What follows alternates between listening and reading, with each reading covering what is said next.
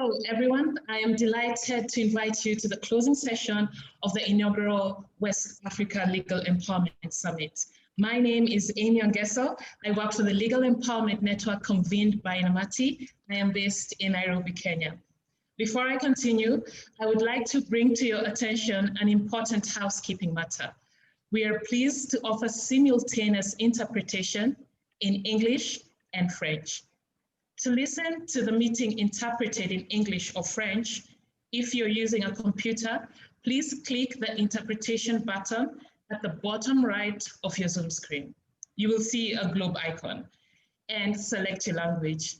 Everyone must choose a language. If you are joining via Zoom smartphone or tablet app, please see further instructions in the chat. Bonjour à tout le monde et bienvenue à la séance de clôture du sommet inaugural sur l'autonomisation juridique en Afrique de l'Ouest. Nous sommes ravis de vous offrir aujourd'hui le service d'interprétation simultanée en anglais et en français. Pour écouter la réunion interprétée en anglais ou en français, si vous utilisez un ordinateur, veuillez cliquer sur le bouton « Interprétation » qui se trouve en bas vers la droite de votre écran Zoom. Vous verrez l'icône du globe et sélectionnez votre langue. Tout le monde doit choisir une langue. Si vous nous rejoignez par l'application Zoom pour smartphone ou pour tablette, veuillez voir les instructions spécifiques pour cela dans la boîte de bavardage, autrement dit dans le chat. Merci beaucoup. For those who have been with us from the first day of the summit up until now, you will agree with me that this has not only been a fantastic summit, but one that has been enriching, eye-opening, and quite frankly, inspirational.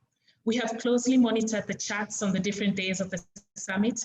Your comments and questions illustrate that this has been a timely, much-needed conversation. For those joining us today, welcome. You are in great company. There is a Hausa saying, we are pieces of broom bound by one string. Listening to the panel discussions this week, it is clear that as legal empowerment practitioners, we work in different countries, backgrounds, and contexts, but we have one ultimate goal, justice. This is the string that holds us together. We set ambitious objectives for the summit, and I am happy to note we met them. The summit has enabled us to share experiences, best practices, and challenges.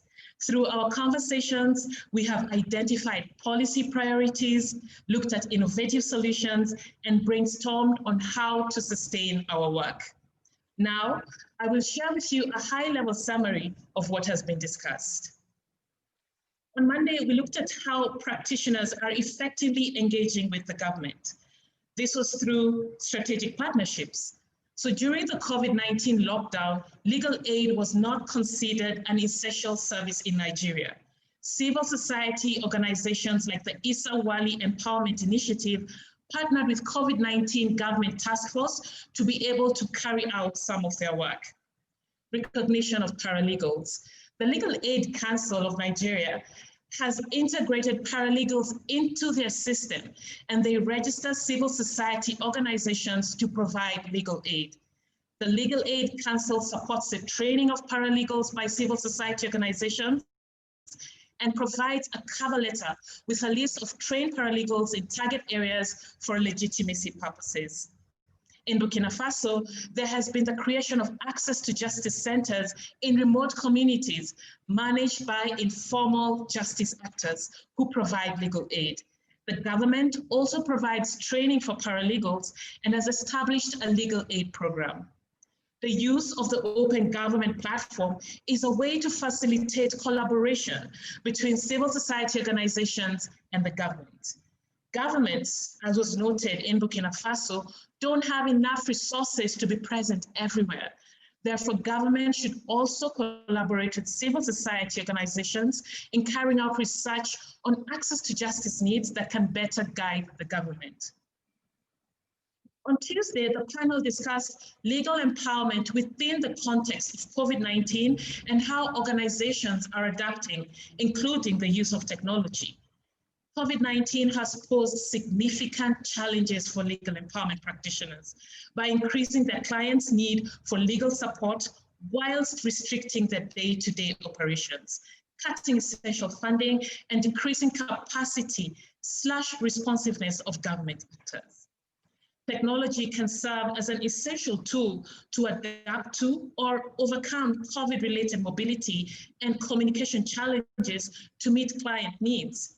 However, technological solutions are difficult to implement in practice when many clients do not have cell phones, internet, or electricity, and frequently lack experience using these devices or platforms. Despite such barriers, organizations and communities have developed creative ways of providing legal aid in a COVID context, including through technology. Examples include setting up toll-free hotlines, organizing those with cell phones so that they can relay messages and collect input from others, creating localized networks of paralegals, training new paralegals via Zoom, conducting phone surveys, and creative WhatsApp groups to gather community concerns and inputs.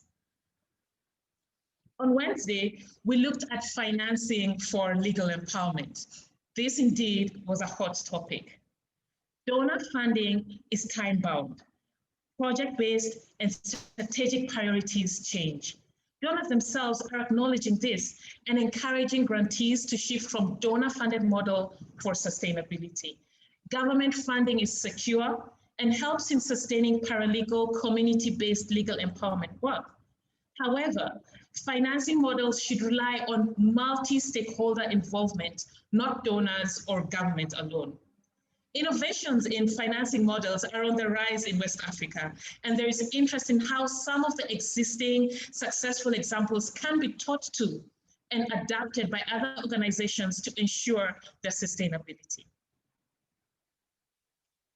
On Thursday, we shared good practices on legal empowerment from around the world.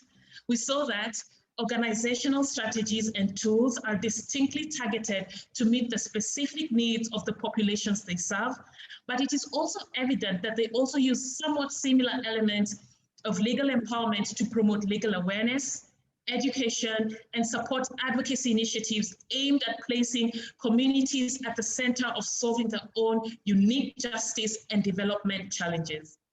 Given the great demand for legal empowerment, elevating strategic litigation to the national level and effecting justice system reforms can have a notable impact to get governments to listen to systemic issues and subsequently address them.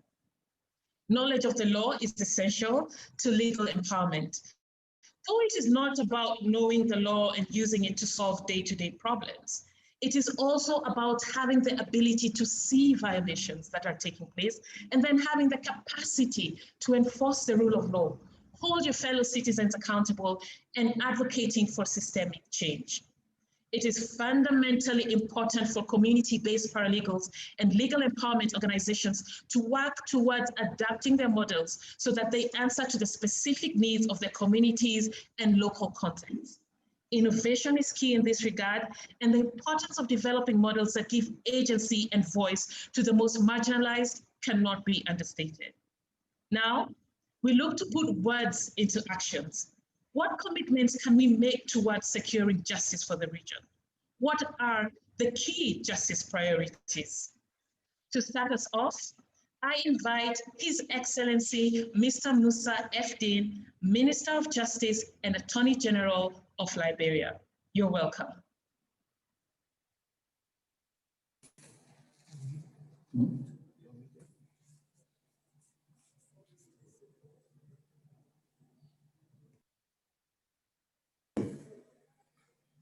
From my end, good afternoon. Can you hear me? Hello? Yes, we can. Yes, we can. Please proceed. Thank you. Honorable Sidiki Kaba, Keeper of the Seals and Minister of Justice of the Republic of Senegal, our distinguished partners from the Carter Center, the National Coalition for Community Legal Empowerment, NAMATI, the Open Society Initiative for West Africa, OSIWA, the Open Government Initiative, the Issa Wale Empowerment Partnership, the Justice and Empowerment Initiative, the Pathfinders for Peaceful, Just, and Inclusive Societies, all other civil society organizations represented here, distinguished guests, ladies and gentlemen. You might or might not be aware that Liberia was the first country in West Africa to use the Open Government Partnership Platform to advance its 2015 action plan. Since 2015, the government has worked assiduously with partners and members of our communities to ensure the success of the action plan. We can boldly assert that we have made significant strides in providing justice through our Open Government Partnership Platform. We are currently only one of 3 countries in the region that has endeavored to adopt an open government approach in our justice policies, working together with citizens and civil society to design and advance citizen-centered reforms. Currently, we are working to improve access to justice for all. However, we are aware that our efforts can only be successful if they are informed by the experiences of individuals who access the justice system. We believe that to truly advance justice in our societies, we must do so in partnership with our citizens, civil society, and other sectors in society and across the region. Here in Liberia, the Open Government Partnership plays an essential role. For too many people around the world, government is seen as a distant, unresponsive, and sometimes corrupt institution which does not promote and protect the interests of ordinary citizens. The Open Government Partnership brings together reformers determined to make their governments more open, more accountable, and more responsive to their citizens. As a member of Open Government Partnership, Liberia is currently developing its 4th action plan, created together with civil society actors in order to bring our government closer to its citizens. For us, justice is a crucial area for an open government because we believe that people must be empowered to respond to injustices that affect their lives. They need to be able to access information about the law, and they must also be able to obtain redress or remedy. We believe that justice is such an integral part of maintaining an open government for citizens that in our 2 open government action plans, Liberia included commitments focused on helping citizens know their rights and strengthening the ability of citizens to monitor the justice system. In the action plan we are currently developing for delivery later this year, the Ministry of Justice is very proud to announce that the Alternative Dispute Resolution, ADR program, supports our government's pro-poor agenda for prosperity and development. especially Pillar 3, relative to sustaining peace, security, and the rule of law. The Ministry of Justice and partners have drafted a national ADR policy and is presently on a nationwide awareness tour.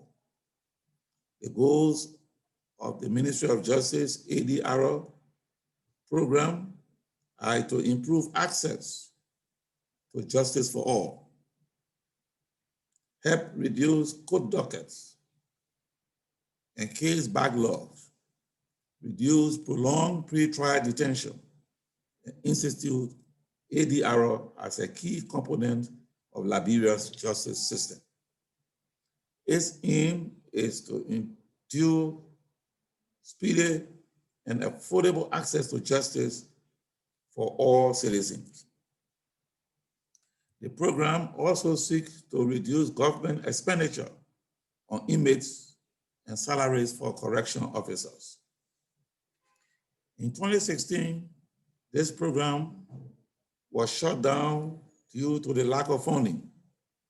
However, in August of 2019, the Ministry of Justice reopened the program and established a technical working group comprising of policy experts from some partner institutions of the government of Liberia and legal experts from within the Ministry of Justice.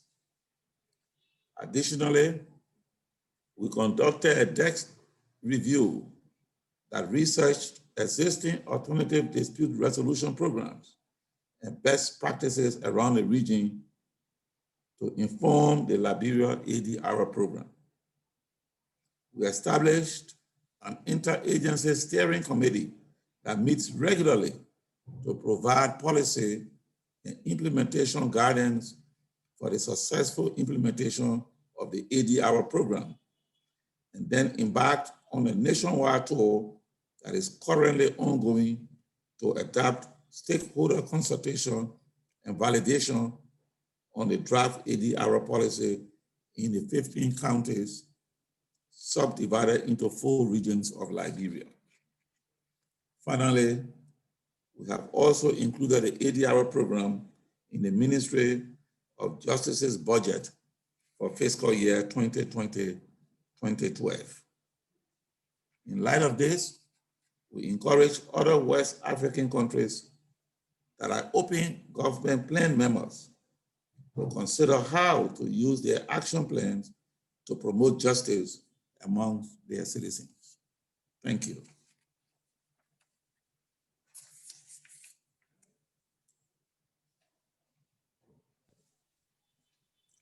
Thank you. Are we there? Thank you. Yes, we are. Thank you for those insightful remarks and for encouraging West African countries that are OGP members to consider how to use this platform to advance legal empowerment and access to justice efforts in the country. Thank you. I now invite His Excellency Marshal German, Ambassador of Netherlands to Mali. The Netherlands is a very strong supporter of access to justice, both globally and regionally. Welcome. Good afternoon. Excellency, Mr. Minister, dear partners, colleagues. It is my pleasure to be speaking here on behalf of the Netherlands as part of such a distinguished panel. I thank the moderator for reporting back on the discussions held these past few days. It is clear that the discussions were very rich and have produced a number of important lessons and recommendations. It also shows the rich experience that exists in the West Africa region in developing often innovative solutions for people's legal needs.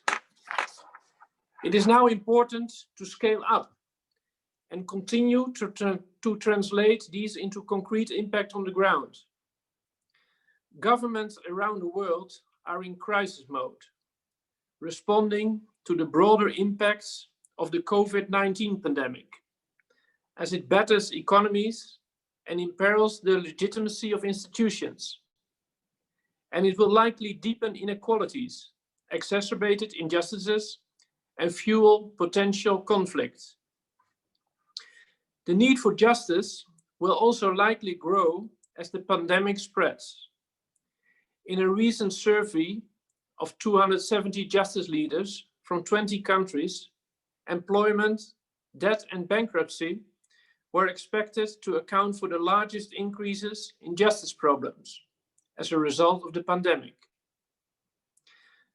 Globally, we come to the unfortunate conclusion that current justice systems do not effectively provide access to justice for all. This was one of the core messages of the Justice for All report that was presented last year. Even before the pandemic, it was estimated that 5.1 billion people lacked meaningful access to justice. Research before the crisis had also shown that donor investment in justice had declined by over 40% over the past 4 years. In fragile and conflict-affected states, only 1.5% of official development assistance had been spent on justice. This situation may exacerbate unless we make access to justice a core part of our post-COVID response strategies. This is even more important given the central role access to justice plays in reversing growing inequalities, tackling poverty, and addressing grievances. Recent developments in Mali and the Sahel region demonstrate the need to invest in people-centered justice solutions and to prevent a further erosion of the social contract. In Mali, a growing public frustration with the inability of formal institutions to protect, peacefully adjudicate disputes, and provide services fueled in part the recent coup d'etat. Investing in access to justice is not only key to addressing root causes of instability, but also to accelerate progress on broader developmental goals. This is why we, the Netherlands, consider access to justice a key priority in our engagement globally and in the Sahel region specifically. In West Africa, and more specifically the Sahel, we have made access to justice the cornerstone of our efforts in addressing root causes of instability and to strengthen an enabling environment that can foster the development potential of the region. This is even more important in a context where conversations about military solutions to instability have often taken dominance over approaches that intend to tackle its root causes. Concretely, we approach this with our partners on different tracks.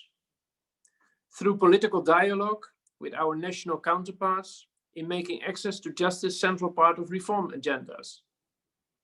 And through investing in concrete solutions for people by supporting paralegal networks in rural communities, strengthening local dispute resolution capacities, and making the criminal justice system work better in Mali, Niger, and Burkina Faso.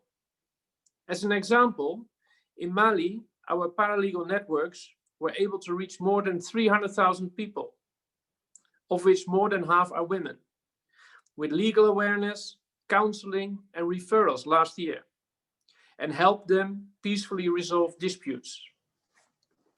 But this alone is not sufficient.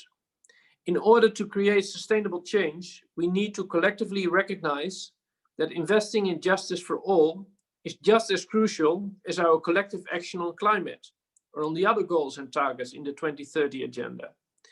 We must place justice at the heart of sustainable development and as a solution to ongoing instability. In doing so, we need to put people at the center of the justice system and move from justice for the few to justice for all. For this to materialize, stronger partnerships between governments, civil society, and the private sector are needed in order to make access to justice a core part of institutional reform process and to facilitate economic growth. In this respect, we must welcome platforms like the Open Government Partnership platforms, where civil society and government come together to advance legal empowerment initiatives. This contributes to open, transparent, and accountable governments. And let's move this on from a global conversation to one amongst ministers of justice, civil society, and entrepreneurs in the region itself. One that involves and listens to the experience of men, women, and children that seek to improve their lives, so that effective solutions to be developed that are embedded in local realities. And as we have heard this week, many good practices already exist in West Africa, on which we should capitalize. For instance, the examples that were shared about how to ensure sustainable financing for legal empowerment. I'm in that respect pleased with the development of regional framework on access to justice by ECOWAS, which can offer a helpful framework for facilitating cross-country investment and sharing of practices. I'm therefore delighted to have such a diverse representation of high-caliber speakers from government to civil society represented around this table, this virtual table. Because only together can we effectively bring about change. I would like to thank the organizers of this event and look forward to hearing about next steps. Thank you very much. Thank you very much, Ambassador, for your insightful remarks and for sharing your commitments for the West Africa region. Now, in 2019, ECOWAS engaged civil society organizations in the region to review and validate the draft ECOWAS handbook on access to justice and transitional justice in order to bring about sustainable peace and development in ECOWAS member states. I now invite Mr. Isan Emmanuel Okoro-Dudu, Head of Democracy and Good Governance Political Affairs Directorate, ECOWAS Commission, to share commitments and justice priorities. Welcome, Mr. Isan. Thank you very much, Amy. I think that I would give a lot of appreciation to the ambassador of the Netherlands to Mali. Most of his contributions are very valid, and there are the tenable reasons that inspired ECOWAS to come up with the policy document on access to justice. But it would be nice to actually give a background information on what motivated ECOWAS to go along that plan. One of them was the political historical trajectory in our region that was laced with a lot of violent conflict and authoritarianism and insurgencies. They need to actually place justice within this context and work within the context of promoting constitutionalism and respect for rule of law became very apparent. And in looking at all these challenges, ECOWAS thought within the context of the mandate given to the Commission itself, within this extinct legal text, the Protocol on Democracy and Good Governance, the ECOWAS Conflict Prevention Framework, to draw up a policy document that would also create an opportunity for... Isan, I'm so sorry to interrupt you. We can't, something happened with your sound just a few moments ago. If you can, your microphone was great, and then it just, it sounded like it went, it's still low. Can you increase? Okay. You were perfect when you started. I don't. Oh my God. I'm so sorry.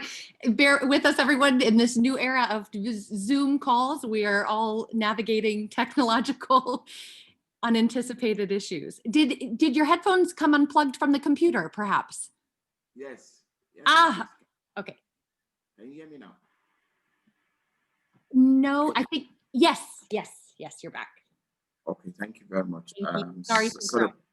Sorry about it. That it is okay. Well, within this context, we set up to establish this policy document on access to justice. We're looking at access to justice as something that was really key for our member state ordinary community citizens. And to actually make this a reality for us, we had a consultative engagement with the ministers of justice in the region to sound their ideas and also get their inputs into a draft policy document on access to justice. And in discussing this draft policy document put before them, a lot of issues came up, and in terms of restructuring the justice system and making it more accessible to the ordinary community citizens. And within that context, we tried as much as possible to also look at justice in the historic times in our region, and also look at what had happened in terms of providing justice for ordinary community citizens. In that context, the issue of transitional justice came on board, and we also thought it wise to look at transitional justice within the ambit of what we have been doing with the African Union. And the African Union had actually come up with a policy document. It took us quite a while at the continental level, a policy document that was developed within a period of about 10 years. And at the finalization of that period, we came up with a good document that ECOWAS could also look at and draw from. And we drew lessons from that particular document and came up with a policy document, a draft policy document on transitional justice. This was relevant because we had looked at all of the prehistoric democratic challenges the region had. And in the context of all of these challenges, it was necessary to look at how justice transited from one political governance system to the other. And that informed the background issues that we put in there in the draft document on transitional justice. These two policy documents are more or less like the anchor documents that we used in developing a strategic framework to guide our justice sector program or our justice sector agenda for the region. In the context of developing this, Hassan, I am so sorry to interrupt you again. It was perfect, and then it just went out again, and I'm so sorry. Can you hear me now? It's still low. If you could. Can you hear me now? Yes, now you're back. Now you're back. Okay, thank you very much. Sorry. So within this context, we had some strategic goals we needed to fulfill in terms of what these policy documents should address. And one of them, we had to look at how we could revisit the whole essence of legal representation for the ordinary community citizens, taking into cognizance the challenges of poverty in the region and seeing how well we can make this work for ordinary community citizens. And in doing this, and within the context of the policy on access to justice, we thought about expanding our partnership to the West African Bar Association, and we're working with some stakeholders within the West African Bar Association.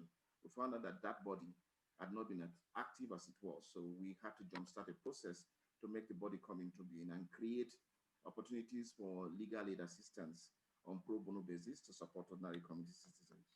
And also for strategic purposes as well, we thought that there was a need to look at paralegals. How do we bring paralegals on board? And in bringing paralegals on board, the access to justice draft policies create a program and the necessity for most member states to have a convergence on their laws on paralegals to support paralegal mechanisms within their member states. And we also look at how we could move the courts and create opportunity for the different court mechanisms that work, conventional court system and the traditional court system. Our protocol, particularly specifically the ECPF, provides for the room to support traditional justice mechanisms. So the traditional justice mechanisms and also conventional court system in terms of creating an opportunity where they can get access and get community citizens to access them. We imputed in the policy on access to justice that member states should look at the possibilities of having mobile courts that would move around and create opportunities for those in rural area to access conventional justice system where they need be. And where the traditional justice system still works there, we try to see how we could modernize within the framework of the traditional justice mechanism, modernize the traditional justice mechanism that exists there for the benefit of the people. Similarly, the ADRO system was also provided for in the access to justice architecture of the ECOWAS region. The alternative dispute resolution system, we thought it wise that member states should look at how they could imbibe these mechanism system to work for ordinary citizens. Along the same side with this was the thought of the Mediator de la Republic that obtains in the Francophone jurisdiction. We thought it was a wise idea that member states could look at it and see how they could implement such a policy on Mediator de la Republic across our member states. These models that we have put in place, we thought about them within the context of encouraging and moving justice to the ordinary community citizens and taking cognizance of the fact that justice in our region comes at a cost if you are going to go to the conventional justice system. If you look at the old challenges of professional fees. And in that context, we thought it wise that there will be need also to look at how budgetary allocation to justice sector should be looked at within the context of the national planning scheme. And so all of these strategic pillars were the enabling driving forces that stimulates the access to justice policy of ECOWAS. We are expecting that through these conference we're having, there could be opportunities for collaborations for ECOWAS and partners on board here. I'm really excited with the contributions from His Excellency, the Ambassador of Netherlands. The support they are giving to paralegals in Mali is quite encouraging. And within that context, we are hoping at the end of this conference, we'll be able to get some opportunities to have OSIWA organize a yearly desk-to-desk meeting on justice sector and rule of law engagements that we could have with OSIWA to look at what we are doing thus far in the region and how best we can make it work for our community citizens. And there's an opportunity also to get partners to work with us on the regular human rights reports that we do present in the region.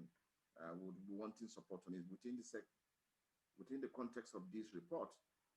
It helps a great deal to look at the opportunity of what rule of law is getting in the region, and we are hoping that partners can work with us to develop and furthermore strengthen our access to justice draft policy, which we've already put in place, but we are still at the level of finalizing it to making it institutionalized in our member states. We want to also advocate for a platform where justice system can be decentralized and be taken, that's the conventional justice system, can be moved from the urban centers to the rural areas. What priorities do we think stakeholders can work with us on the immediate time? We want them to look at how they can work with us to draft a policy document that will help us to strengthen our access to justice documents and see how well we can disseminate this once this is perfected at the member state level. And also we want to look at the concerns of justice ministers with regards to access to justice. And so in this context, we're already talking with our institutional partners, us, to work with us to set up a platform of the ECOWAS Ministers of Justice platform. This process had already started with some initiative by the then chair of the Ministers of Justice in the region from Niger, and we are hoping that the new chair of the Ministers of Justice, the Minister of Justice of Ghana, can work with us to establish this platform. When we have this platform, a lot of the issues that have been raised in these conference can be operationalized and actualized, and we are hoping that that will come to bear soon, because in one of our primary agenda for having this platform coming to being is to actually ensure that the whole agenda on access to justice at the ECOWAS regional level is institutionalized, and the justice ministers will be the drivers to make it work for the ordinary community citizens.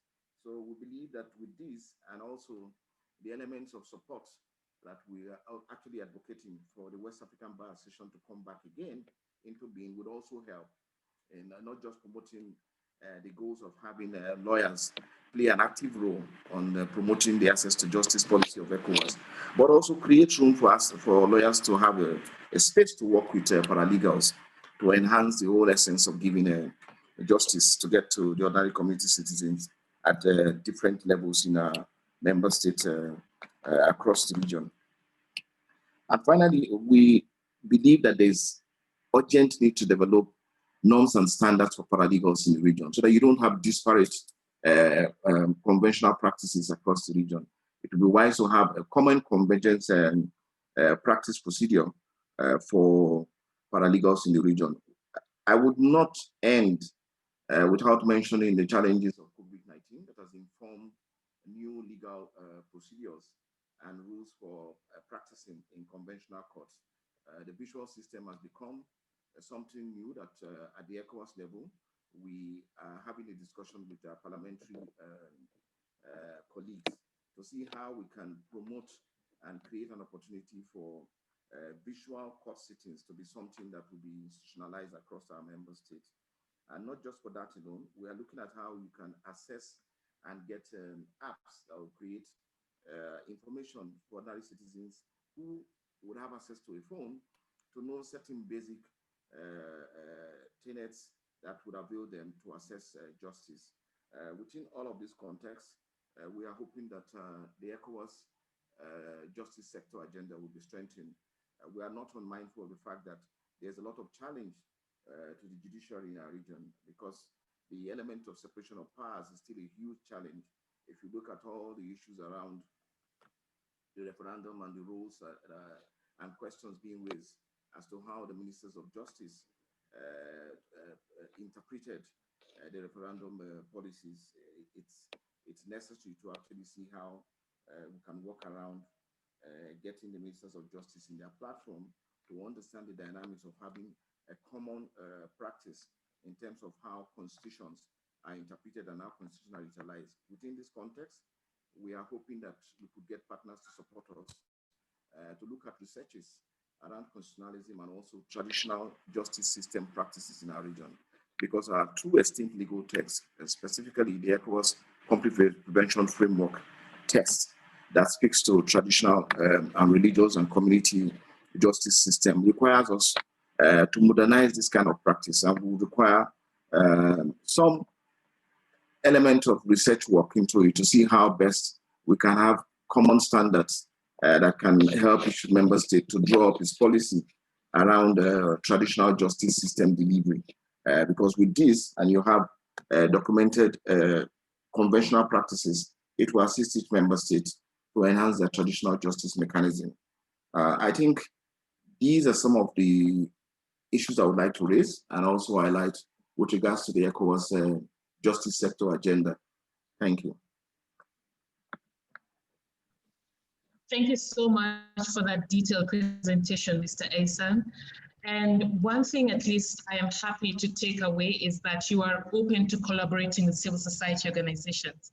There was a specific ask to OSIWA, which I hope they will address later in their presentation. And for, unfortunately, for a better part of the presentation, we were having a bit of technical sound issues, but just to assure participants that we will be able to share the recording after the summit. Now, our next speaker is Paige Alexander. She's the Chief Executive Officer of the Carter Center. For more than 12 years, the Carter Center has been running access to justice programming across rural communities in Liberia. Paige, we are excited to hear what the Carter Center justice commitments and priorities are for West Africa. You're welcome.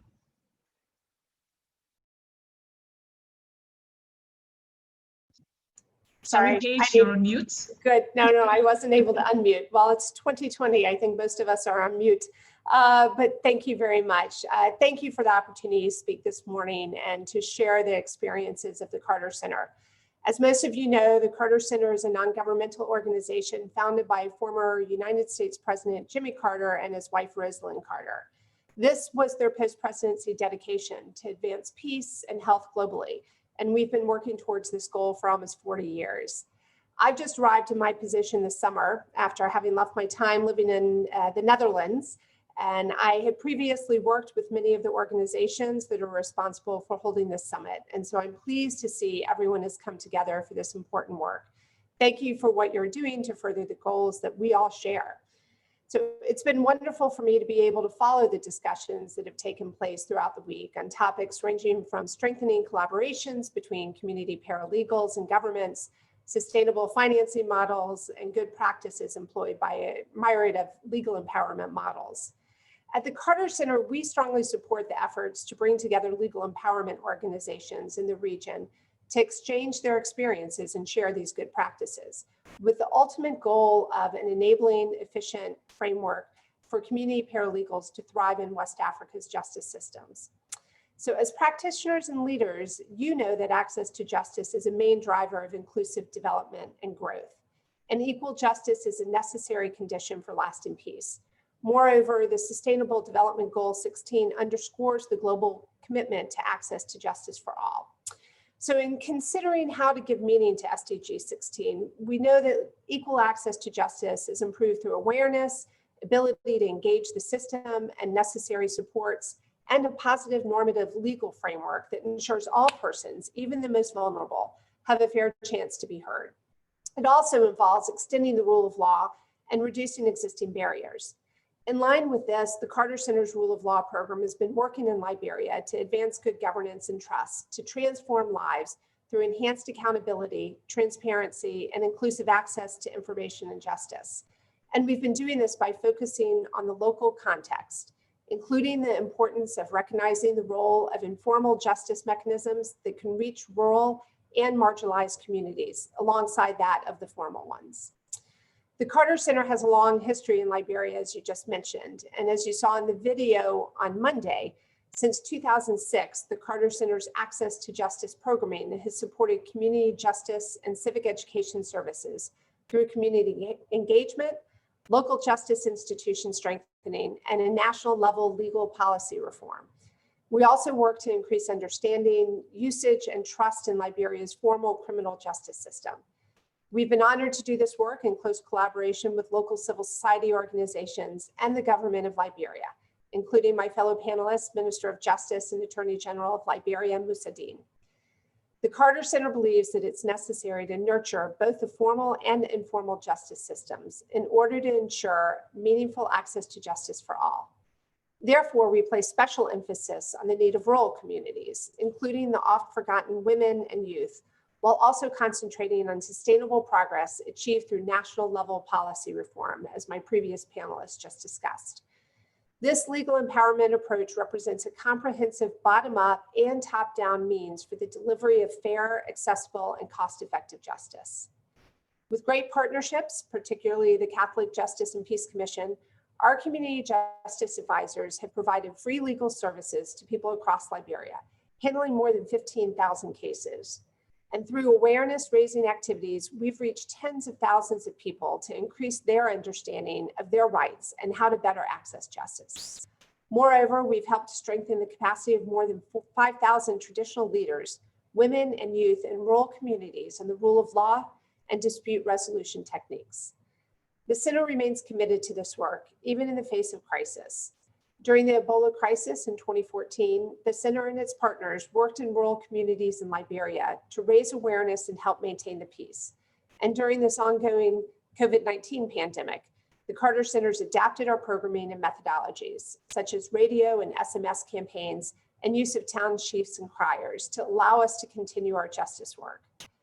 Through our work, we recognize that legal empowerment providers must continue to adapt to best ensure the communities they serve can meaningfully access justice.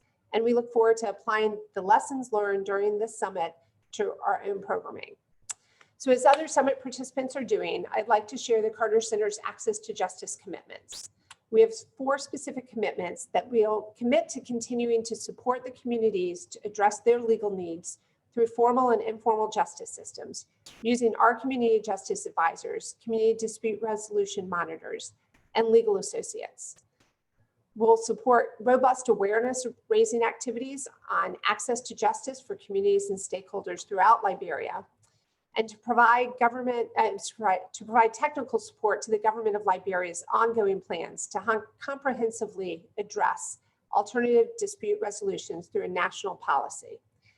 And lastly, to seek mechanisms creatively that will allow our partners to further build their capacity and for all of us to better reach all Liberians, assuring equitable access to justice. We also remain committed to this new community of practice and to sharing our experiences and scaling our programming. I look forward to hearing your commitments and to assuring justice for all in West Africa, to reviewing the summit's outcome document, and to participating in future follow-up conferences in person when it's safe to do so. In closing, thank you to everyone for your rich contributions to this summit. The Carter Center is honored to have participated throughout, and we look forward to engaging further. Thank you. Thank you so much, Paige, for the commitments for West Africa. And now I am thrilled to introduce Abigail Moy, Director of the Legal Empowerment Network. Not only because she's a wonderful colleague, but I know firsthand the interesting in-house discussions we have held regarding West Africa and how we as a network can contribute to the regional justice agenda. Abby, the floor is yours. Thank you. It is an honor to be here. The West African country where I have spent the most time living is Sierra Leone. So to all my brothers and sisters from Salone, I say Kusheo, Audibody. And to others, I will simply say bonjour and hello. I am here representing the team at Namati that convenes the Legal Empowerment Network. Just a quick show of hands. If you can push at the bottom of your screen, there's a reaction button.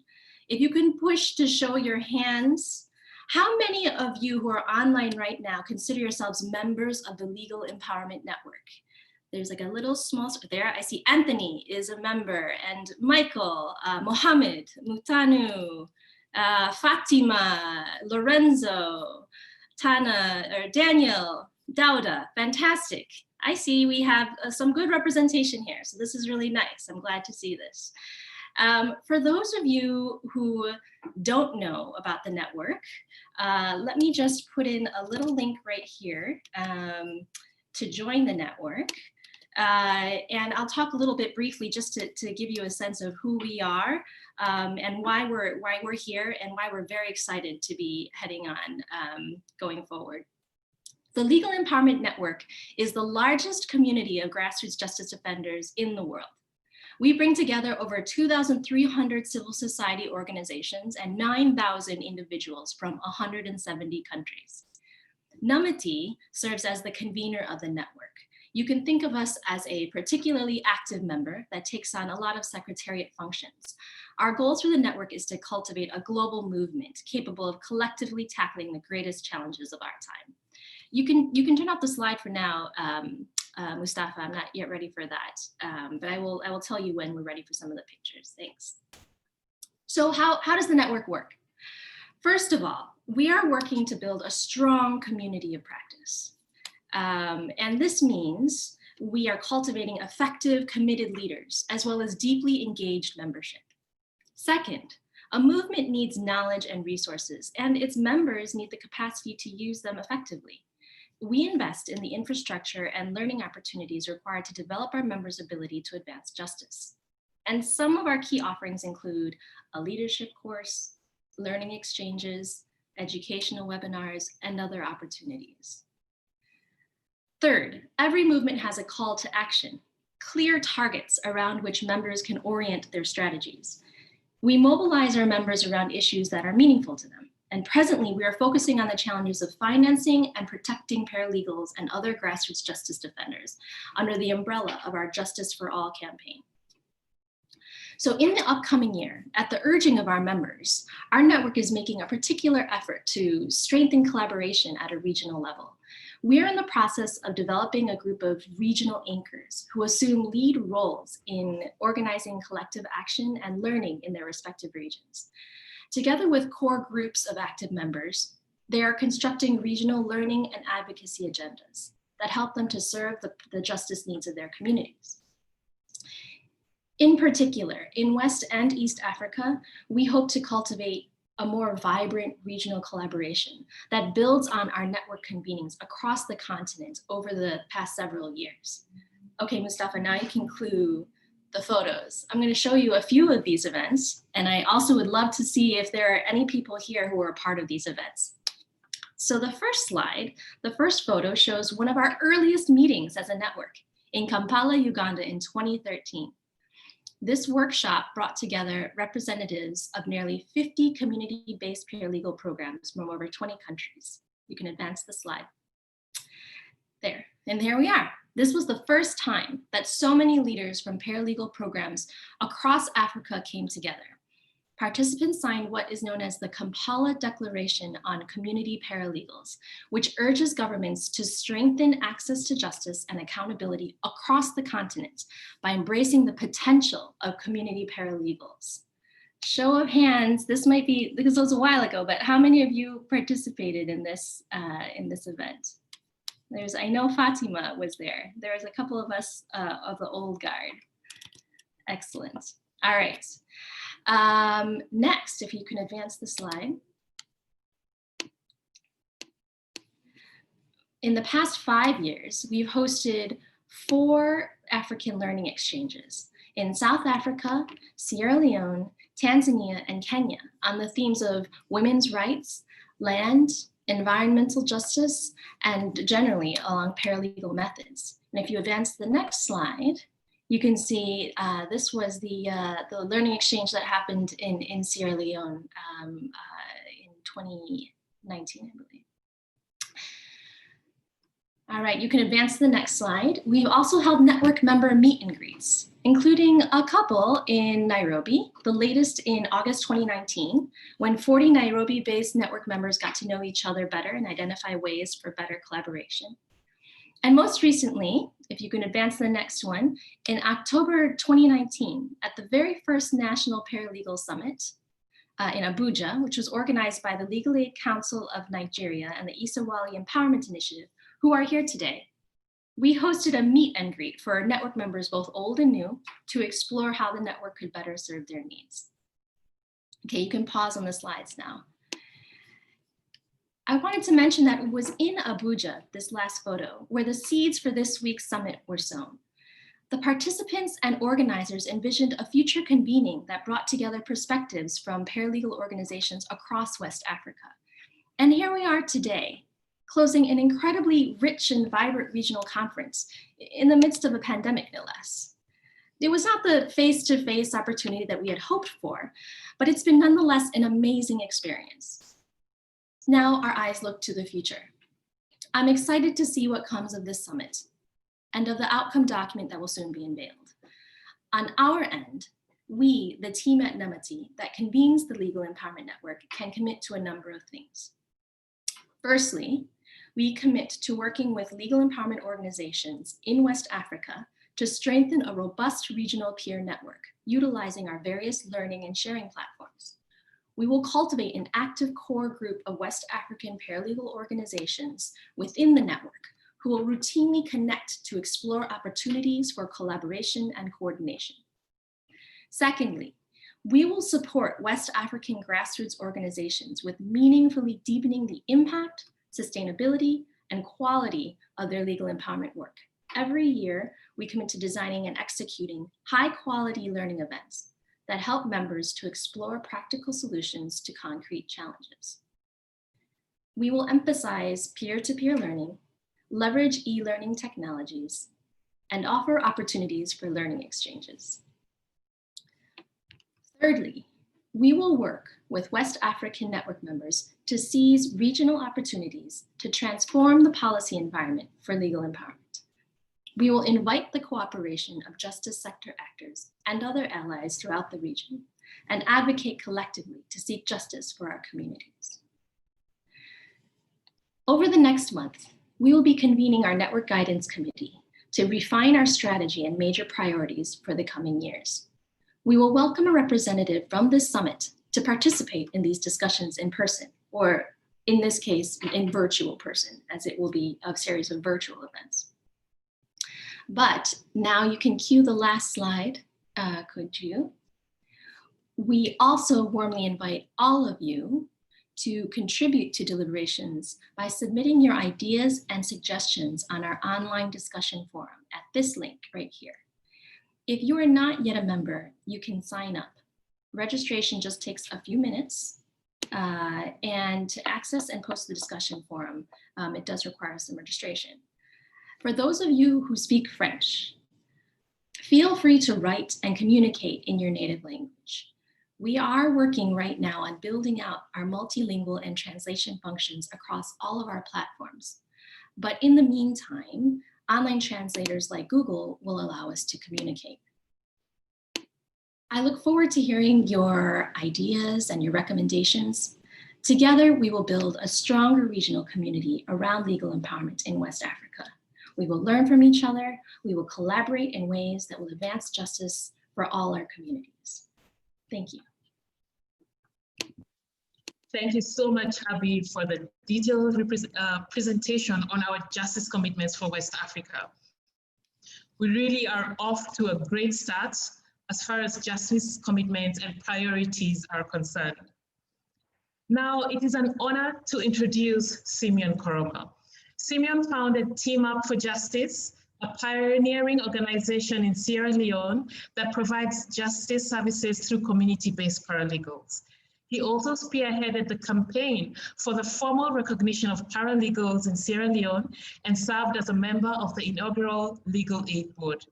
He is also co-founder of the Africa Center of Excellence for Access to Justice, a continent-wide network of African civil society organizations working to promote access to justice for the poor and marginalized. Talk about homegrown solutions. Simeon, you're welcome. Thank you very much. Good afternoon, everyone.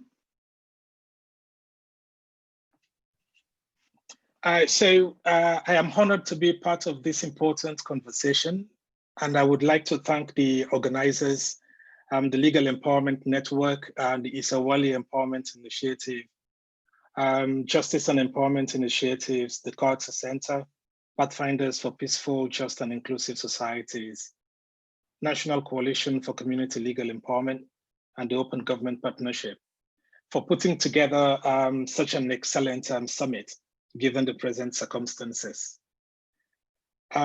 Today, I am representing the African Center of Excellence for Access to Justice. Like Amy said, a continent-wide network of African civil society organizations working for the promotion of access to justice, universal human rights, rule of law, and legal aid for not just individuals, but also marginalized groups and poor communities. Now, in line with today's closing, the theme for today's closing session, I would like to share, with you all the African Center's commitment for West Africa. So, in a sentence, the African Center would like to push for, commits to, really pushing for the development and adoption of legal and other mechanisms that promote, facilitate, or incorporate paralegal, indigenous community justice solutions that are both accessible and affordable. Now, 3 years ago, in August 2017, over the course of 3 days in the Rwandan capital, Kigali, the African Center was launched as a Pan-African organization. Now, the key aim at the time was one of memorializing not only the struggles of social justice, but also carrying forward those practices which guarantee a vision of society that upholds human dignity and affords justice for everyone. Now, in Kigali, one of the key goals of that conference was really to promote collaboration between the judiciaries in our different countries in Africa and homegrown community justice actors like paralegals. Our hope then was that we could use that collaboration as a springboard towards formal recognition and meaningful participation of paralegals on the African continent. 3 years later, today, the need for this commitment for justice for all on the continent is even more urgent. I mean, this is why this summit can only be a good thing, not only for practitioners, but also, for justice itself and for the empowerment of people who are not necessarily poor, but also vulnerable. So today, I see this as an opportunity to renew that commitment. And the commitment, not just for Africa as a continent, but particularly for the West African region. So in concrete terms, the commitment we make today to push for development and adoption of legal and other mechanisms that promote, facilitate, or incorporate paralegals, as well as indigenous community justice solutions, can be realized through the following key, 4 key priority areas for West Africa. So the first one is really membership. So we would like to commit to increasing the membership to the African Center of organizations from West Africa. At the moment, organizations from West Africa make up 1/4 of the membership of the African Center. The plan of the African Center is within 5 years we would have at least one organization per country in West Africa as member. The center already boasts some of the leading paralegal organizations on the continent with rich histories and proven innovation and success. And we believe by partnering with organizations in West Africa, they would be part of this community of leaders in pushing for local solutions or homegrown solutions, especially work of legal empowerment on the continent. Our second commitment, so with this commitment, our second key priority area would be research and documentation. So already in collaboration with African universities such as University of Western Cape, University of Malawi, Frobe College in Sierra Leone, the African Center is involved in research and documentation of partner organizations in West Africa, as well as research on the documentation of best practices. So through our commitment, we hope to continue this as a priority area for West Africa. Third is advocacy. We want to continue advocacy work on the recognition and meaningful participation of paralegals in West Africa and on the continent. And this will include our work with African judiciaries, which we started 3 years ago in Kigali. And then finally, we would, as part of our commitment, carry out exchanges, capacity building and training, because we believe the community of practice spreads even better when organizations from one region learn from organizations from another region. And this is an opportunity that the African Center will be able to provide. So this is an ambitious plan. We believe that the need for justice for all, for recognition and meaningful participation of paralegals and community justice actors is such that only a bold plan like this is acceptable at this point. And it is where the African Center can assure everyone of our commitment to justice and to working with kindred organizations so that we can together fill the existing gaps and unlock the huge potential in our region and on the continent. Thank you. Thank you, Simeon, for sharing those exciting commitments and priorities for the continent, more so for West Africa. Last but not least, it is a privilege to introduce Aisha Osori, Executive Director, Open Society Initiative for West Africa, OSIWA. On Wednesday, we heard about OSIWA's funding model from Nancy Sese and Ifia. Yesterday, we were also thoroughly impressed by the collaboration between the Lady Ellen Women's Aid Foundation and OSIWA, as well as the support offered by OSIWA to Mem Droit pour tous in Guinea. We cannot wait to hear about the region's justice commitment and priorities from OSIWA. Aisha, you are welcome. Thank you, Amy. Can you all hear me clearly? I know yes, sound has been an issue. Okay, thank you. It's not easy to come last. I think everything that could be said has already been said, including from other donors like the Carter Center. So honestly, I feel like I only need 2 minutes to just say, yes, I concur with everybody else and everything that's been said today. But as I have this time, I guess I'd like to just speak a little bit about the numbers. I know you might have heard this, but maybe there are a few people who have not been able to be on all the calls and all the webinars so far. So just to put in perspective a little bit of our work over the last couple of years, we've spent almost 17 years in this space since 2003, right after the war. Specifically in terms of commitment and investing in legal empowerment, we've done that steadily over the last 4 years in Sierra Leone in particular, as Sierra Leone was one of 10 countries that Open Society foundations picked as cornerstones to invest in legal empowerment structures and frameworks. And we've spent about $4.8 million in that time, the last 4 years.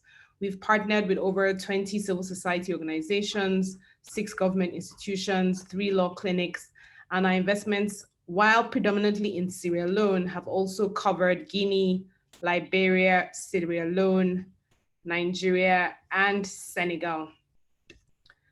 So what have we learned? I mean, I'd like to say a little bit about what we've achieved and what we've learned before I speak to the commitments, which, as I mentioned in the beginning, would pretty much echo all the really innovative and thoughtful things that we've heard this afternoon. Some of what we were proud of working on over the last couple of years is contributing to the institutional strengthening for the institutionalization of community-based justice services in Sierra Leone, with the establishment of legal aid boards in 12 district headquarter towns.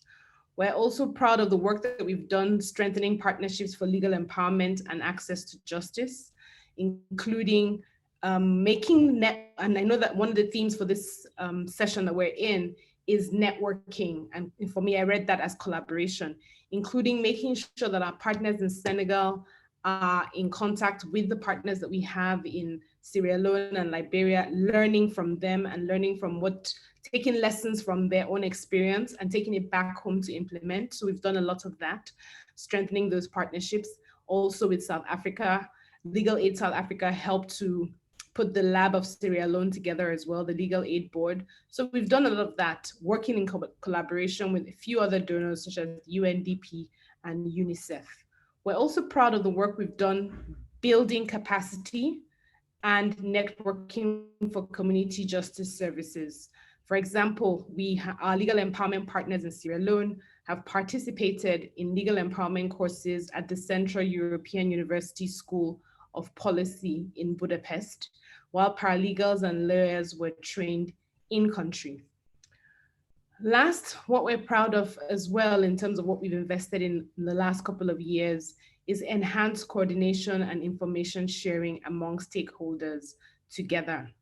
So this is something of a source of pride for us as well, including working, some of the stakeholders I'm talking about include the Family Support Unit and Social Welfare Departments in Sierra Leone. Now, what are some of the lessons we've learned that feed into what we would like to commit to going forward across the region? As someone pointed out earlier, donor funding is time-bound. We definitely get it. And we, in a way, with the closure of our Legal Empowerment Shared Framework program that started in 2016 and ended at the beginning of this year, we know that as well as everybody else does. So how do we get steady funding for transitional justice and alternative justice mechanisms? That's the big question. That's one of the lessons we've learned, that we need to think creatively, not on our own, but with other donors and other stakeholders about how to solve this problem. Many of our governments have limited funding to spend on these types of projects, even though we know how important they are. So what can we do to ensure funding justice? Of course, we all know how important, and that has been said over and over again over the last couple of days, how important access to justice is and how not having access to justice can lead to wars and violence and breakdown in social cohesion. The other lesson that we've learned is that context plays a very important role in the implementation, success, and sustainability of a community-based justice service. Countries that have supportive legal frameworks, structures, systems, and processes facilitate legal empowerment initiatives. So in countries like Sierra Leone, where we've spent a lot of time, the Legal Aid Act was passed since 8 years ago with the mandate to provide legal aid to indigent persons, including the provision of community-based justice services in the country. So one of the lessons we've learned is that you need political will, you need the commitment of the government. As much as we like in civil society, and we include ourselves as part of civil society, like to think about, we are sort of ambitious about the visions that we have, not just for legal empowerment and alternative justice mechanisms, but really pretty much everything we do. We are also aware in OSIWA, and that's why we spend a lot of time trying to engage with government agencies where we see an opportunity, that there needs to be political will. And the best way to ensure sustainability of some of our projects is to start them and then collaborate and let government start getting ownership of it, and as well as the people. As one of the speakers has mentioned, how do we get the people involved in these mechanisms, in these structures, protecting them, owning them, funding them, and ensuring that they're sustainable? This by no means is all the lessons that we've learned over the last couple of years, 4 in particular and 13 in total. there's a delicate balance between, we've learned that there's a delicate balance between supporting community-based justice services and building institutional capacity to do so. And I think I alluded to that. So you can raise expectations, you can get your communities to be used to, alternative justice mechanisms that work for them. But we also have to steadily help build the institutional capacity to make sure that this is sustainable. So a balanced approach serves both ends of the spectrum, but doesn't always lead to impressive long-term gains. Sometimes we have to sort of step back and look at how else we can help communities. And in a way, it sounds counterintuitive. You start something and then you leave. And I heard that an underlying sort of accusation in speaking about donors and how their funding is time bound. But there is that sense that once a community starts enjoying a particular benefit, they themselves will pick up on that and want to protect it and look after it and grow it and defend it, so to speak. We also learned that it's quite hard, despite what we do with our paralegals, despite what we're doing with legal aid boards, with laws, we're also aware that sometimes, and this is something that people miss, that even within this alternative justice mechanisms, there's a lot of our culture and tradition still woven into that. And then you have to take care, not just with your paralegals, even though we know that in some cases their powers and discretion is limited, but we're learning that discriminatory customs and harmful traditional practices, such as early marriage, such as the way we trivialize domestic abuse or how we trivialize rape within our local communities, which are of course quite patriarchal, it's sometimes a hindrance to large groups of people, stakeholders in this fight for access to justice. And of course, we're talking about women, young girls, children, and the protection of their rights. So it's something that's a gap that we, hopefully, we being OSIWA and our partners, hope to continue pushing, even if our focused, targeted investment in this particular area has come to an end for this time. So in the future, what are we going to commit to? I think there are about 4 things that I organize in terms of where we see ourselves playing a role. The first is advocacy, obviously, and what would we be advocating about? It's just last thing I just talked about, that we want to keep hammering to stakeholders and all duty bearers about the importance of legal aid and alternative justice mechanisms. It's much too important to just leave to the whims and the discretions of government or leave to the whims and discretions of our traditional rulers. We need demand for access to justice as a protective mechanism, since we know that when there's a lack of access to justice, it can break down communities, it can break down society, it can lead to wars and violence. It was very heartening to hear from the examples that we're not just focusing on the big or loud crimes that come with war, but that there are many people in this space who are spending time on what seem like small things, but are very important things to the lives of people in rural communities and lives of people who have been marginalized, impoverished by decades of bad economic policy, by corruption and all the things that affect our societies. And what are these small crimes that I'm talking about? It's the inner things that we don't really hear about when we're talking about transitional justice and alternative justice mechanisms. Many of the examples you see will focus on things like war, for example, the impact of violent elections, or even the now very common, unfortunately, conflict between pastoralists and farmers. And these crimes that make a difference in the lives of people that seem small, but actually low-hanging fruits if we decided to focus on them. Child custody issues, rape issues, small business transactions where people get cheated or can't get justice from the courts, divorce, how to get that going in a way that protects women, protects their rights to access to their children. And of course, we'll be advocating for increased public funding going forward, not just, especially from government, and of course from civil society and donors like ourselves, but how can we keep discussing, putting a spotlight on the need for funding, especially public funding that comes from the budget of the countries. People pay their taxes one way or the other. We're all paying taxes directly or indirectly. How can we make sure that the government is investing in this space. The second commitment that we have is working with partners to standardize as much as possible and as much as our different legal systems. And in West Africa, we're talking about the fact that we have the Francophone legal system, Anglophone legal system, but as much as possible, how do we standardize paralegal training curriculums so that we can see with time a blend that of course accommodates our differences and our peculiarities and our context, but at the same time speaks to the spirit of what we're trying to achieve in a way that paralegals in Liberia will be hearing the same thing as paralegals eventually in places like Senegal or Cote d'Ivoire. The third commitment would be to trying to get more countries to do what Sierra Leone has done, obviously.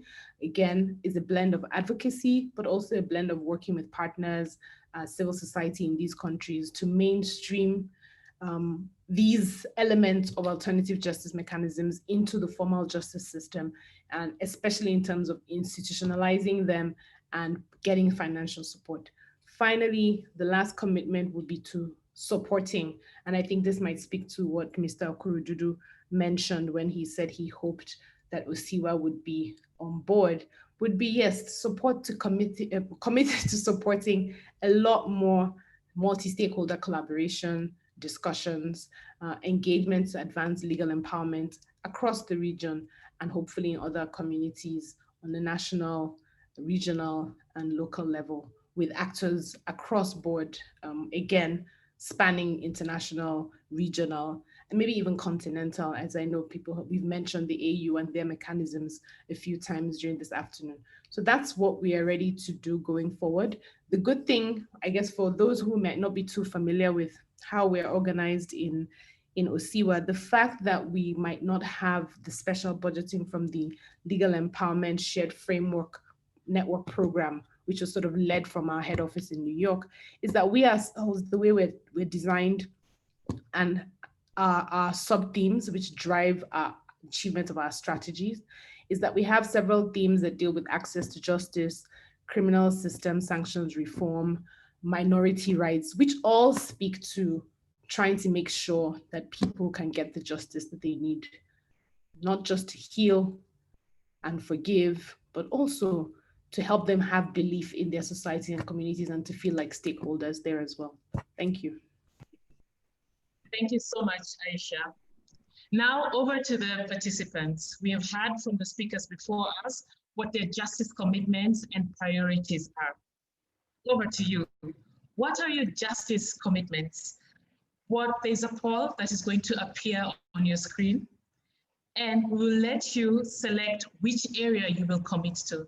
This will take around 2 minutes to complete.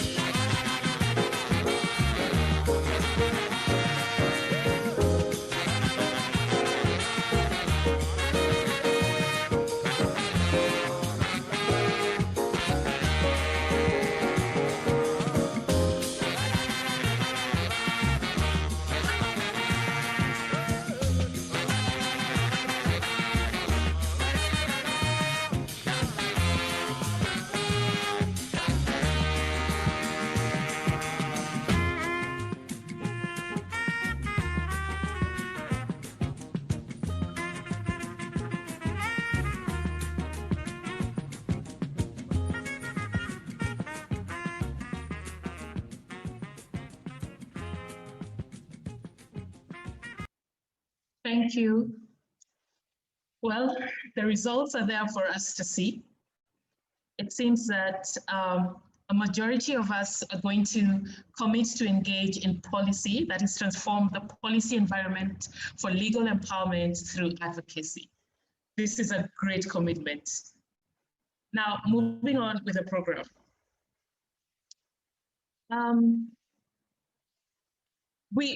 The regional summit has brought together organizations working at the national level. But at the heart of what we're doing are grassroots justice actors.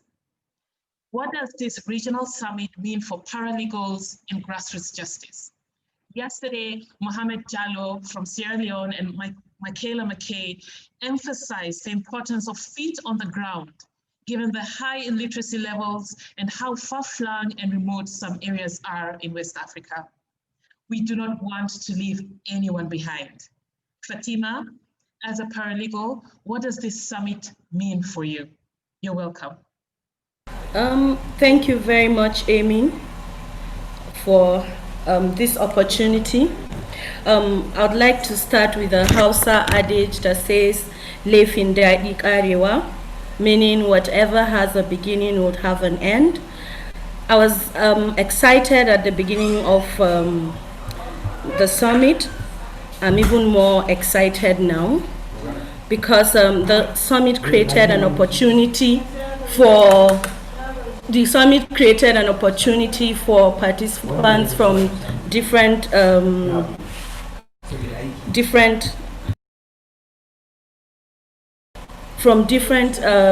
sectors, both formal and informal, across the region. For the past 5 days, we've learned, we've shared, we've taken on board lessons from different countries, including those that are outside the shores of Africa. And so for us as grassroots justice actors, one of the first things that this summit has given to us and what it means to us is that we hope to apply all the lessons learned from the different countries across the region during the 5 days, and that we hope all of these lessons translates into actual practices and that it improves the kind of services that we render at grassroots level. Secondly, we hope to see that legal empowerment makes it to the core of the ECOWAS and AU agenda, and that they look at the legal empowerment as a means for grassroots achieving access to justice at the grassroots level. In addition to this, there's opportunity for collaborations. I was very happy when Abby was making her presentation. In 2012, I was opportune to be in Uganda, and also I was again very opportune to be at Abuja, and what started as a dream, as a small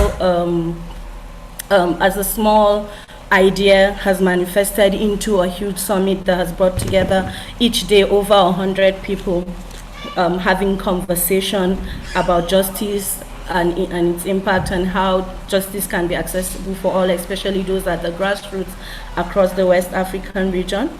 So I say this conversation doesn't stop here for us.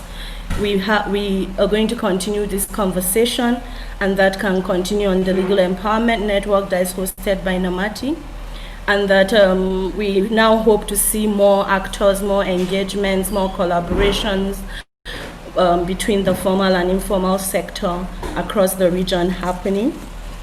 In addition to that, just like the speaker before me, Aisha spoke about commitments. We hope to see more commitments coming from the donor, more investments coming from the donor community, as that facilitates engagement between formal and informal justice sector across West Africa, which promotes grassroots justice. And hopefully would like to see more governments across the region commit to and invest in community and people-centered justice systems that incorporates the paralegal models to make justice accessible for all. We'll also like to see, because of this summit, that there's improved policy environment for legal empowerment and the work of paralegals working jointly for advocacy. And lastly, I would say, this summit validates the role of legal empowerment as a solution to achieving SDG 16.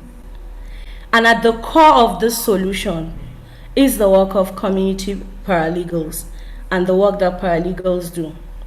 And so it's an opportunity for governments across the region, across Africa, to begin to look at the models shared, models from Sierra Leone, models from other parts of the country, because SDG 16 is a cross-cutting goal for all SDGs. It's looking at institutions, it's looking at services, it's looking at corruption, it's looking at a lot of things that may hinder all other goals from being achieved. And so if we're able to achieve 16, then definitely we'll be able to achieve the remaining goals. And at the core of achieving all of this lies the work that community paralegals do. And so at this juncture, I would like to say thank you to all of those who joined us, the community paralegals who have been on this call, government officials. Every day I see people from the Legal Aid Council of Nigeria on this meeting.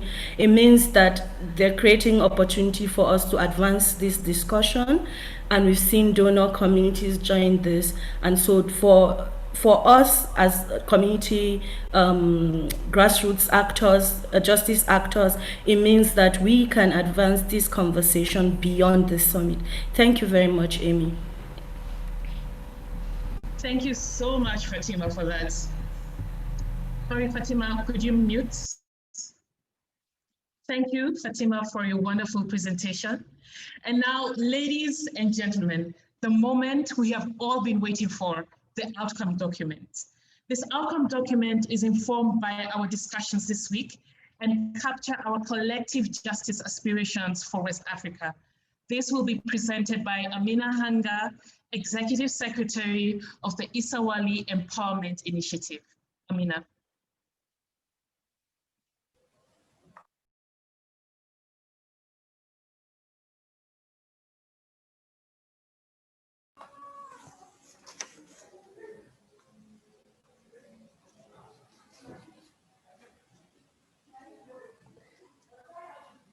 Greetings, everyone.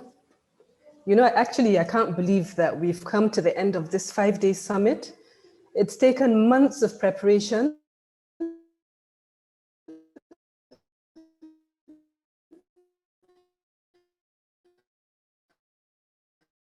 And now it's come to an end. So the outcome of the Africa Virtual Legal Empowerment Summit 2020, supporting legal empowerment practitioners to advance justice for all in West Africa.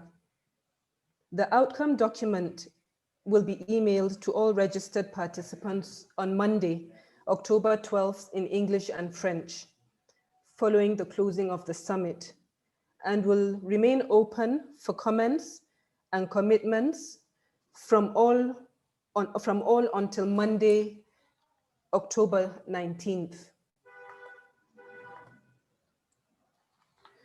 We, the participants of the West Africa Virtual Legal Empowerment Summit, assembled virtually from October 5th to 9th, 2020, to begin a regional conversation on legal empowerment in order to discuss common challenges and realize our collective aspirations to make access to justice a reality for all.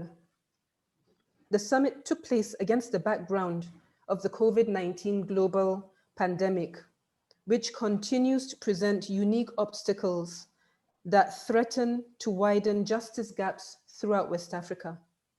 However, initial responses to the crisis underscore the resiliency of legal empowerment organizations and practitioners whose adaptations to providing ongoing community justice services were highlighted throughout the week.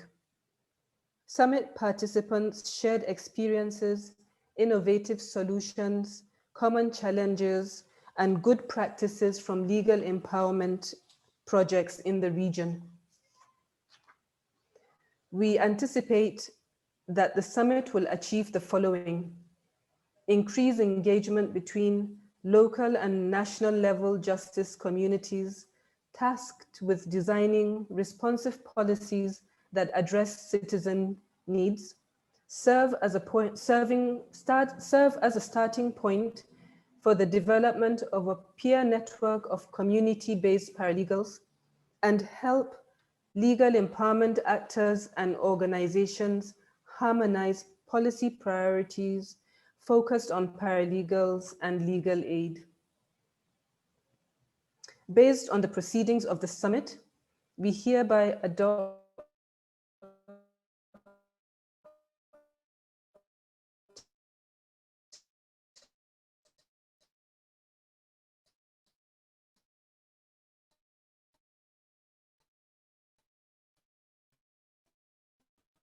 the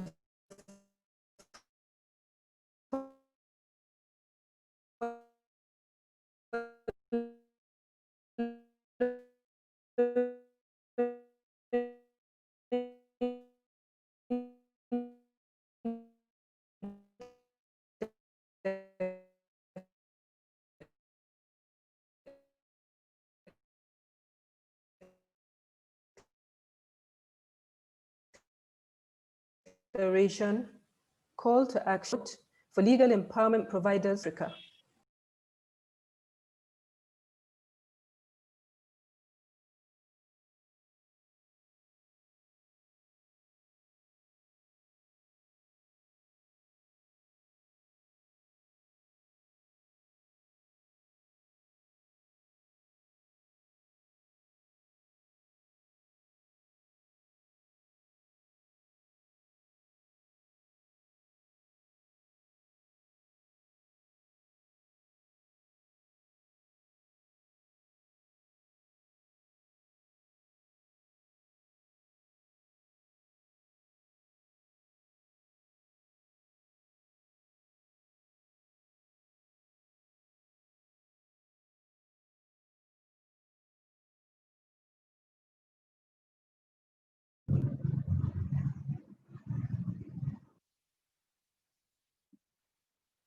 Hello, can you hear me?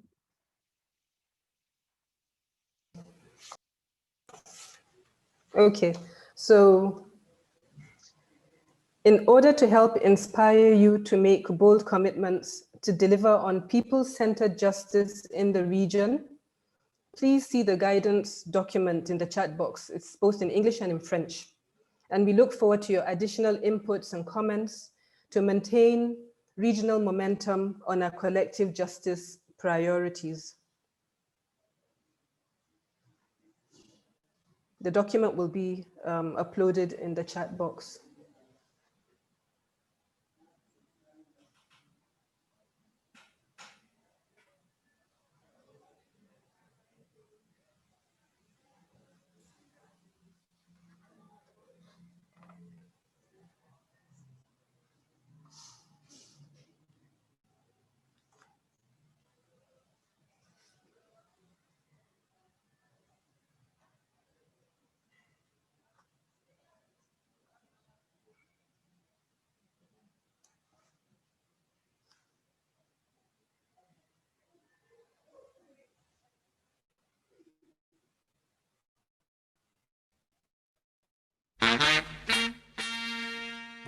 I believe the document is now in the chat box. So what a summit and what an outcome. Thank you for making this a reality and for your dedication to justice in West Africa. I hope we get to meet in person when it is safe to do so and see the progress we will have made towards our collective justice agenda. One last request, please switch on your videos. We will all be unmuted so that we can all applaud from wherever we are.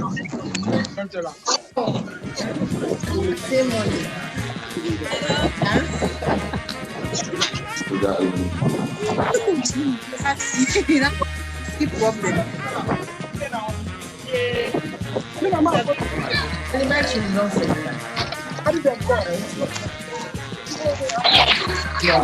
a last bit.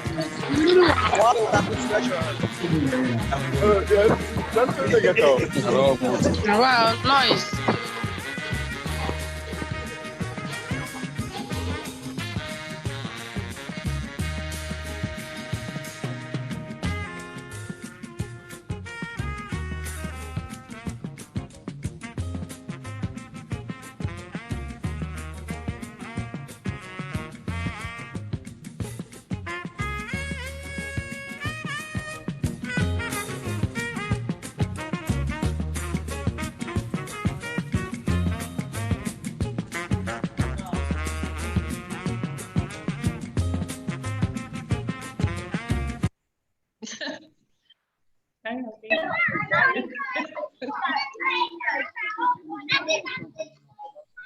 I can't show